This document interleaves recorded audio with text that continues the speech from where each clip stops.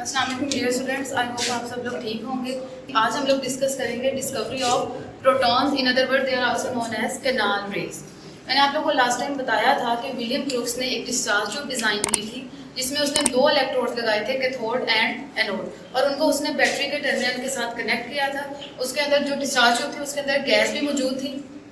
जब उसने high voltage current को पास करवाया तो गैस मॉलिक्यूल वहाँ पे मौजूद थे और उन्होंने हम अप्रोच करना शुरू कर दिया किसकी तरफ, टुवर्ड्स द कैथोड, जिसने कंफर्मेशन दी थी कि हमारे पास ये in other word they are also known as electron, जो इन पे हमारे पास नेगेटिव चार्ज होता है।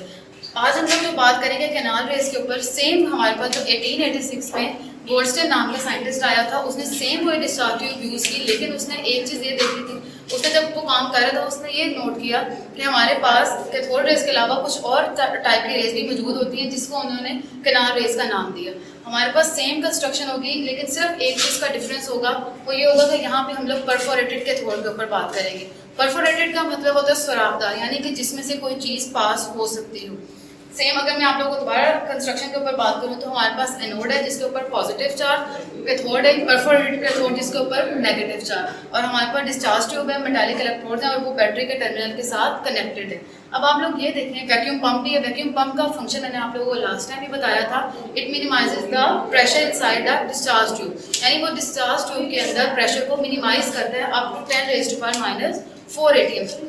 अगर हम लोग इसकी वर्किंग के ऊपर बात करते हैं तो इसके अंदर वैसे गैस मॉलिक्यूल्स मौजूद हैं। अब जब वो इलेक्ट्रिक करंट को उसने अप्लाई किया, हाई वोल्टेज करंट को अप्लाई किया, तो उसने ये नोट किया कि हमारे पास कुछ रेज हैं जो एनोड से अप्रोच भी कर रही हैं, यानी हमारे कुछ रेज ऐसी हैं जो कैथोड से भी आ रही हैं और कुछ रेज ऐसी हैं जो एनोड से भी आ रही हैं। अब कैथोड रेज वाली जब हम लोग बात करेंगे वो तो नेगेटिव है। एनोड से जो रेज अप्रोच कर रही हैं वो जा रही थी सीधे इस तरह, ये आप लोगों को नजर आ रही है पॉजिटिव रेज, एनोड रेज, ये ज़्यादातर यहाँ से गुजरती हुई है डिस्चार्ज ट्यूब की वॉल्स के साथ जब टकराती हैं तो वहाँ पे वो ग्लो को प्रोड्यूस करती हैं, यानी चमक को प्रोड्यूस करती हैं। तो मैं दोबारा बता रही हूँ, यहाँ से एनोड से जो रेज अप्रोच कर रही थी डिस्चार्ज पॉजिटिव इन नेचर, वो यहाँ से स्ट्रेट लाइन में परफोरेटेड कैथोड में से, जिसको हम लोग सुराखदार कैथोड कहते हैं, वहाँ से गुजर के वो डिस्चार्ज ट्यूब की वॉल्स के साथ जब टकरा रही थी तो वहाँ पे उन्होंने एक चमक को प्रोड्यूस किया जो कंफर्म करती है कि ये कौन सी रेज है, हमारे पास कैनाल रेज हैं। तो इस तरह हमारे पास कैनाल रेज वहाँ पे डिस्कवर हुई।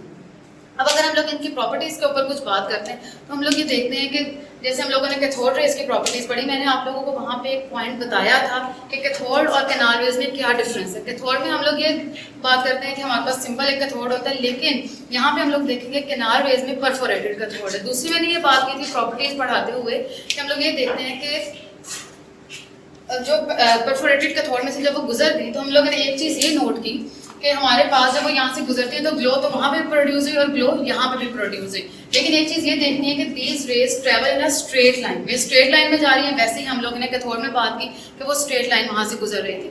दूसरी हम लोगों ने वहाँ पे ये बात की वो ओरिजिनेट हो रही थी कहाँ से, कैथोड से। अब यहाँ अगर हम लोग बात करते हैं कैनाल रेज में, तो कैथोड रेज में हम लोगों ने एक बात ये भी की थी कि वो डिस्चार्ज ट्यूब में मौजूद गैस के मॉलिक्यूल्स के ऊपर डिपेंड नहीं करता। It doesn't depend on the nature of the gas present in the discharge tube. लेकिन अगर हम लोग कैनाल रेज में बात करें तो मैंने आप लोगों को लास्ट लेक्चर में भी ये चीज़ समझाई थी कि कैनाल रेज में ये डिस्चार्ज ट्यूब में मौजूद गैस मॉलिक्यूल्स के ऊपर डिपेंड करेगा। अब इसमें जो थर्ड फोर्थ पॉइंट होगा प्रॉपर्टीज में वो बहुत इंपॉर्टेंट है, उसमें उन्होंने हमारे पास एक इक्वेशन से इसको जस्टिफाई किया।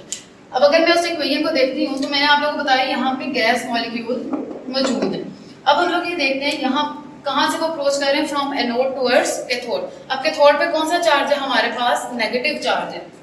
अगर मैं ये देखती हूँ तो ये हमारे पास क्या हो गया, मैं इसको कंसीडर करती हूँ कि हमारे पास मॉलिक्यूल्स हैं और ये हमारे पास क्या है, इलेक्ट्रॉन्स हैं। इलेक्ट्रॉन्स किस तरह, क्योंकि हम लोग देखते हैं कैथोड के ऊपर कौन सा चार्ज है, नेगेटिव चार्ज, और जस्टिफाई करते हैं किसको, इलेक्ट्रॉन्स को, और ये stand for molecules of the gas जो हमारे पास डिस्चार्ज ट्यूब में मौजूद है। अब हम लोग ये देखेंगे जब हाई वोल्टेज करंट अप्लाई होगा उसके ऊपर पास होगा तो हम लोग देखते हैं यहाँ पे आयनाइज होंगे, वो गैस मॉलिक्यूल्स को आयनाइज करेगा तो वो क्या करेंगे, हमारे पास वहाँ पे इलेक्ट्रॉन को लूज करना शुरू कर देंगे। और आप लोगों ने फर्स्ट चैप्टर में अच्छे तरीके से पढ़ा है कैटाइन और एनाइन में डिफरेंस किया है। कैटाइन उस स्पीशीज को कहते हैं जिसके ऊपर पॉजिटिव चार्ज होता है और वो इलेक्ट्रॉन को लूज करता है इजीली, और एनाइन उस चीज़ को कहते हैं जिसके ऊपर नेगेटिव चार्ज होता है और वो एक्सेप्ट करता है इलेक्ट्रॉन को। अब हम लोग यही देखेंगे जब वो आयनाइज करेंगे तो इनके ऊपर पॉजिटिव साइन आ जाएगा और इलेक्ट्रॉन को क्या करेगा, लूज, क्योंकि अब कैटाइन क्या होते हैं जो इलेक्ट्रॉन को इजीली लूज करते हैं। जब ये इलेक्ट्रॉन को इजीली लूज करेगा तो हमारे पास वहाँ पे कितने इलेक्ट्रॉन्स हो जाएंगे, टोटल 2 इलेक्ट्रॉन्स हो जाएंगे। और उस तरह हम लोग ये देखेंगे कि इसके ऊपर क्या आ जाएगा, पॉजिटिव साइन आ जाएगा। ठीक है, जैसे आप लोगों को नजर आ रहा होगा। अब ये पॉजिटिव साइन किसको कंफर्म करते हैं, हमारे पास केनाल रेस को और प्रोटॉन्स को।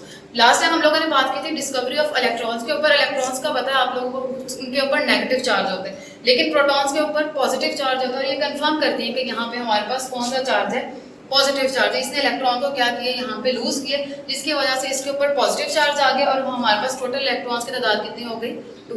और लास्ट में हम लोग ये देखेंगे, उन्होंने इसके मासेस के ऊपर डिस्कशन किए कि हमारे पास इसका मास इलेक्ट्रॉन से 1840 टाइम्स ग्रेटर होता है as compare to last one. तो हम लोग ये देखेंगे, ये आप लोगों के पास कुछ इसकी प्रॉपर्टीज थी। आप लोगों ने इन प्रॉपर्टीज को अच्छे तरीके से याद करना है, क्योंकि ये प्रॉपर्टीज और डिस्कवरी ऑफ प्रोटॉन ये दोनों एज अ लॉन्ग क्वेश्चन हमारे पास बोर्ड में पूछे जाते हैं।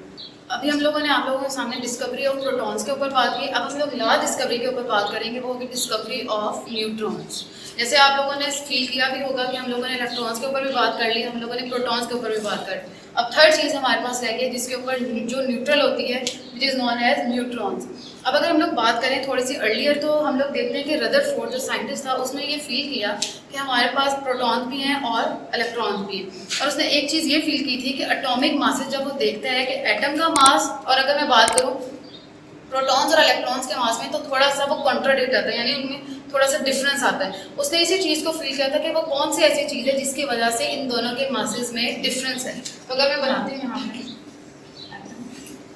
अभी देखें एटम है और ये हमारे पास क्या है, प्रोटॉन्स होंगे, यानी कि हमारे जिनके ऊपर पॉजिटिव चार्ज होते हैं।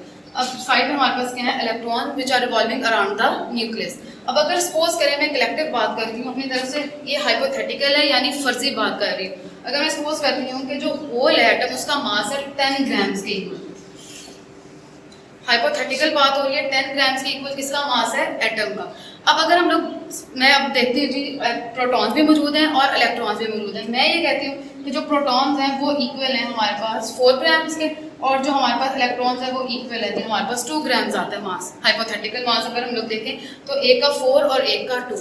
अब जब हम लोग इनको कलेक्टिव करेंगे तो हमारे पास कितना आएगा, 6 ग्राम्स। तो यहाँ से जस्टिफाई होता है कि हमारे पास इन दोनों के मासेस में डिफरेंस है, यानी कि अगर मैं टोटल उसका मास देखूँ तो वो 10 ग्राम्स है, और उसके अंदर जो चीज़ें मौजूद हैं, जाहिर सी बात है उनका मास भी उसके इक्वल आना चाहिए, लेकिन उनके मासेस में थोड़ा सा डिफरेंस आता है। वो कहते हैं हमारे पास 4 ग्राम्स का है। अब वही चीज़ रदरफोर्ड ने नोटिस की, उसने ये देखा कि अगर हमारे पास इन दोनों के मासेस में क्यों डिफरेंस आ रहा है, कोई ना कोई ऐसी चीज़ अंदर मौजूद है जो हमारे पास हम लोगों से अभी डिस्कवर नहीं हुई। और उसी चीज़ को इन 1932 चैडविक ने हमारे पास डिस्कवर किया था, which are known as neutrons. उसने कहा कि हमारे पास एक चीज़ अंदर मौजूद है जो हमारे पास क्या है, न्यूट्रल इन नेचर। अब क्यों न्यूट्रल इन नेचर होगा, अब आप लोगों के सामने एक चीज़ है प्रोटॉन और एक चीज़ है इलेक्ट्रॉन। प्रोटॉन्स के ऊपर पॉजिटिव चार्ज हो गया और इलेक्ट्रॉन्स के ऊपर नेगेटिव चार्ज हो गया। अब थर्ड चीज़ वही होगी जिसके ऊपर कोई चार्ज नहीं होगा, यानी वो न्यूट्रल इन नेचर होगी। इसी वजह से चैडविक ने एक छोटा सा एक्सपेरिमेंट परफॉर्म किया। उसने हमारे पास हीलियम न्यूक्लियस, यानी कि उसने एक अल्फा पार्टिकल्स को बम्बार करवाया एक एलिमेंट के ऊपर जिसको हम लोग ब्रिलियम के नाम से जानते हैं। यानी हम लोग ये देखते हैं ब्रिलियम प्लस हीलियम। हीलियम हम लोग ये देखते हैं कि ये अल्फा पार्टिकल है। जब इसके ऊपर बम्बारमेंट की, बम्बारमेंट का मतलब है जब दोनों को टकराए, तो हम लोग ये देखते हैं वहाँ पे 2 चीज़ प्रोड्यूस हुई, जिस तरह से हमारे पास न्यूट्रॉन्स की डिस्कवरी अमल में आई। और वो 2 चीज़ें कौन सी थी, एक तो वहाँ से हमारे पास कार्बन निकला और साथ हमारे पास वहाँ से न्यूट्रॉन्स बरामद हुए। न्यूट्रॉन हमारे पास ये वन है, जिसके मतलब ये है कि इनके ऊपर कोई चार्ज नहीं होता, they are neutral in nature. तो इस तरह हमारे पास वहाँ पे क्या कंफर्मेशन हुई थी न्यूट्रॉन्स की। ये हमारे पास एक छोटा सा एक्सपेरिमेंट किया था जिसमें चैडविक ने अल्फा पार्टिकल्स को बम्बारमेंट करवाई थी, जिसके ऊपर हमारे पास ब्रिलियम के ऊपर, और वहाँ से हमारे पास 2 चीज़ें निकली थी, एक कार्बन और साथ हमारे पास न्यूट्रॉन्स। इस तरह न्यूट्रॉन्स हमारे पास डिस्कवर हुए। अब अगर मैं इसके प्रॉपर्टीज़ के ऊपर बात करती हूँ, जिस तरह आप लोगों को बुक में नज़र आ रही होंगी, प्रॉपर्टीज़ में सबसे पहला पॉइंट ये है कि न्यूट्रॉन्स क्या होते हैं, न्यूट्रल इन नेचर। तो ये तो आम सी बात हमें पता भी है कि इलेक्ट्रॉन्स के ऊपर नेगेटिव चार्ज, प्रोटॉन्स के ऊपर पॉजिटिव चार्ज और न्यूट्रॉन्स के ऊपर कोई चार्ज नहीं होता। And they are highly penetrating, यानी कि अगर हम लोग ये बात करें, पेनिट्रेटिंग का मतलब होता है किसी चीज़ में जज्ब होना या धंस जाना। यानी हम लोग ये देखते हैं जब वो वहाँ से उन्होंने दोनों की बम्बारमेंट हुई है तो वहाँ से न्यूट्रॉन्स क्या हुए हैं, बरामद हुए हैं। और इनका जो मास है, mass of neutrons is equal to mass of proton, यानी कि जितना मास होगा प्रोटॉन्स का उतना ही मास होगा किसका, न्यूट्रॉन्स का। तो इस तरह हमारे पास न्यूट्रॉन्स की वहाँ पर डिस्कवरी अमल में आई। तो आई होप आप लोगों को इसको अच्छी तरीके से क्लियर हो गया होगा। इंशाल्लाह हम अपने नेक्स्ट लेक्चर में रदरफोर्ड एटॉमिक मॉडल के ऊपर बात करेंगे। अगर आप लोगों को कोई भी मसला हो तो आप लोग कमेंट बॉक्स में पूछ सकते हैं। और सबसे बेस्ट तरीका यही है इसकी तैयारी का कि आप लोगों के पास टेस्ट योरसेल्फ बुक में दिए हुए हैं, आप लोगों को पता चल जाएगा कि आप लोगों को कितनी समझ आई, इसलिए आप लोग टेस्ट योरसेल्फ को अच्छे तरीके से खुद सॉल्व कीजिए। Thank you so much. अल्लाह हाफ़िज़।